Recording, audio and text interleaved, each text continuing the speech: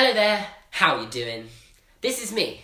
My name's Seamus. If I were to describe myself in 3 words, I'd say I cannot draw. But you know, I'm gonna do this anyway. I was born in UK, in the capital, in London, on the 2nd of February 1998. Yeah, that's actually my best drawing of the UK and Ireland. Don't say I didn't warn you. My first memory was when I was 19 months old, which is much younger than anyone else I know because most people can't remember anything until they're like 3. But I remember it because it was the day my sister was born. The day I lost the luxury life of being an only child. And if there's one thing you should know about my sister, she loves attention. So it's a good thing that I was the older child because I never really cared for all that. I always preferred to just kind of keep myself to myself. And as my mum always said, I live in a world of my own. I wasn't a very active kid. As I said, most of the excitement was going on in my head. I could talk long before I could walk, and I was a very happy child who smiled a lot. I was the kind of baby you could bring on a plane because I wouldn't start crying and whining. I'd probably just smile. And because of that, I was good at sitting still. It meant I could be taken to the cinema at a young age, and for my 2nd birthday, I was taken to see the Tigger movie by my mum.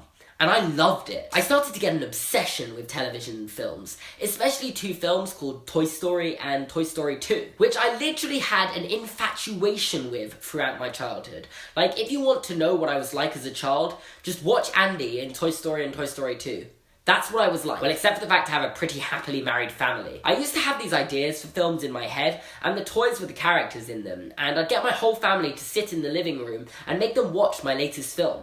Needless to say, they had no idea what was going on. But to me, it was real. I went to the same school my entire life, from 4 to 18, and most of my closest friends today, I met and became friends with at the age of 4. My first 2 friends I made at school were called Ollie and Josh, and I met up with both of them this week. I also met some twins, Kai and Che, don't know if you've heard of them, they've featured in a few of my videos. And I also met my school's future head boy, Francis. And making these friends definitely changed me as a person, for the better or for the worse. By the time I was 5, I was much more hyperactive, and I was always running around. I'd be playing football anytime I got the chance, and these interests that I shared with these first friends, such as football, Pokemon, Harry Potter, and Star Wars, basically defined my childhood. My strongest subjects at school were maths and music, and I found I had a talent for singing at a young age, and joined the professional Abbey choir in my area. And joining this choir was probably one of the best things that happened in my life, and gave me so many opportunities like touring America,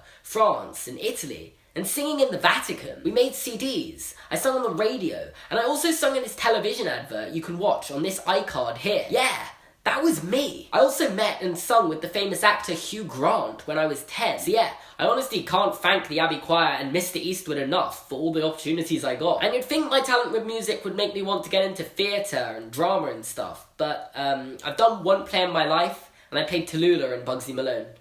Let's just say I didn't return to theatre after that. Unfortunately, my voice broke when I was 14, and I was made to leave the Abbey Choir because it was for boys, and I couldn't reach the top notes anymore. But it was an appropriate time to leave because now my school life was starting to get serious, as I had really important exams, specifically my GCSEs and A-levels coming up. And these are the important exams in the UK because they define whether you go to uni or not, and what job you get. But I'll get back to exams later, because it was around this age when I started to watch YouTube regularly. I remember one Christmas when I was about 13 or 14, me, my parents, and my sister were up in Ireland visiting my dad's family who live in Ireland because my dad's Irish. Anyway, my cousins, my sister, and I were watching some YouTube videos, and I remember we came across this YouTuber, which is a word I wasn't familiar with at the time, who had like 100,000 subscribers or so. And that's a bit like how many I have now, which is kind of crazy because this YouTuber was KSI. I don't know if you've heard of him, he's like the biggest YouTuber in the UK. And one of my cousins told me that he made money off it and did it for a living. I was shocked, because honestly at the time I just thought YouTube was a place for viral videos like Charlie Bit My Finger or Harry Potter Puppet Pals. I didn't know that there were actual content creators who did it for a living. And after this, I started watching and subscribing to YouTubers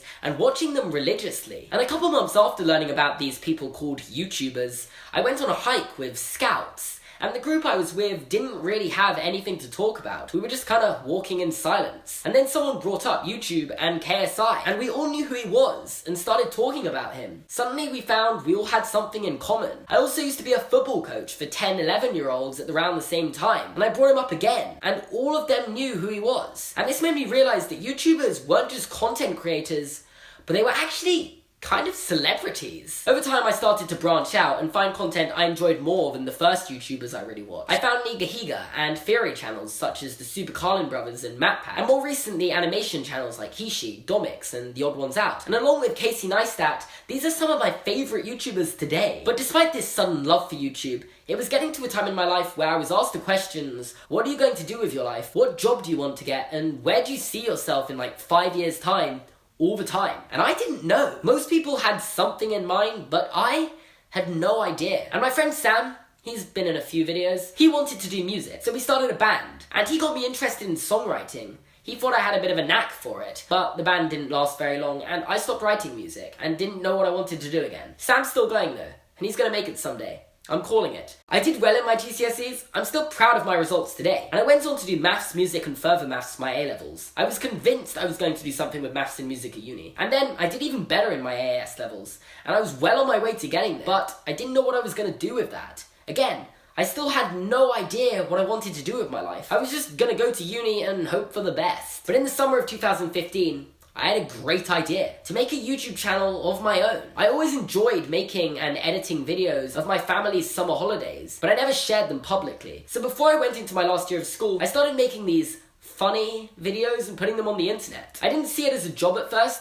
I saw it as something that, if it went well, it could turn into a job. And it took ages to generate any real success from it. At first, most of my views came from me sending links to my videos on Snapchat to people. All my close friends were supportive of my channel, and I'm sure some people laughed about it behind my back, but it never really reached my face, so that didn't really matter. Over time, I built an audience of about 1,000 people, and for a lot of my videos on my channel, I literally just filmed on my phone and edited on iMovie, a free editing software, showing it really wasn't about having the equipment, it was just about loving what you do. And I honestly loved it so much, and enjoyed making videos more than anything, but at the same time, I was going through the roughest period of my life. During the start of 2016, I went through depression and had to receive counselling, and I never thought I'd publicly admit to that, but yeah.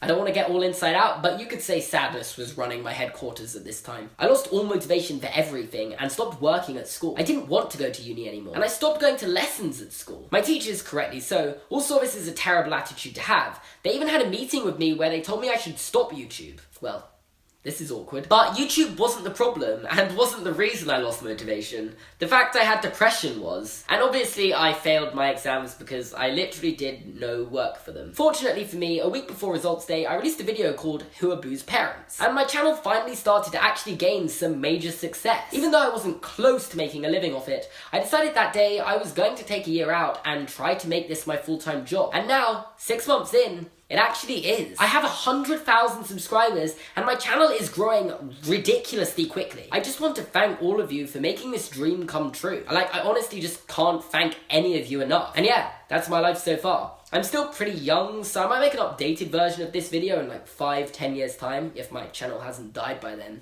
But yeah, I hope you enjoyed this video, and if you want to watch another video of me telling a story, click here to see my video about 2016. Check out my other social medias here. Thanks so much for watching and subscribing. I never actually thought I would have this many subscribers. It's insane.